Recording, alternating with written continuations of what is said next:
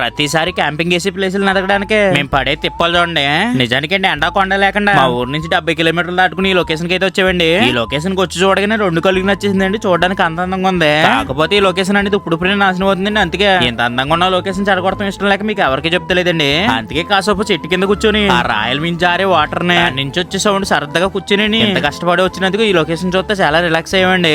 కాకపోతే మా పక్కన ఏరే వాళ్ళు రిలాక్స్ అవుతుంటే కోతులు చుట్టం చూపుకు బాగానే వచ్చారని కష్టం లేకుండా దాచుకున్న పప్పుల బియ్యాన్ని తినిపెట్టినాయండి. ఇంకా అది చూసి తిరిగి కలిసిపోయిన మేము నోటికేమో ఆకలే కడుపులో ఎలకలు పరిగెడుతుంటే మంచి బిర్యానీ తినాలని గుర్తొచ్చిందండి. అప్పుడే కనిపించిందండి కొత్త పిల్లలు ఈ లెగ్ పీస్ రెక్కలో ముక్కలను. అందుకని చూడగానే ఫ్రై పీస్ బిర్యానీ ఆర్డర్ చేసుకున్నామండి. దీంట్లో బిర్యానీ ఫుల్ గేసి సరిపడా ముక్కలు కూడా వేసారండి 100 రూపాయలకి. కాకపోతే టేస్ట్ ఏం బాగోదు, 100 రూపాయల బిర్యానీ లాగా ఉంటది అనుకున్నానండి. కొత్తగా బిర్యానీలో సాజీరా ఫ్లేవర్ తగిలి తినడానికి అయితే చాలా బాగుందండి. కొత్త పిల్ల వస్తే ఎవరు మిస్ అవ్వకండి. ఇంతకీ దీని లొకేషన్ ఎక్కడో కదండి, గోకవరం దాటిన తర్వాత కొత్త పిల్ల ఉంటదండి. అక్కడే దగ్గరలో థియేటర్ కూడా ఉంటదండి. ఆ జంక్షన్ లోనే ఉంటది కీర్తి సాయి బిర్యానీ పాయింట్ అని.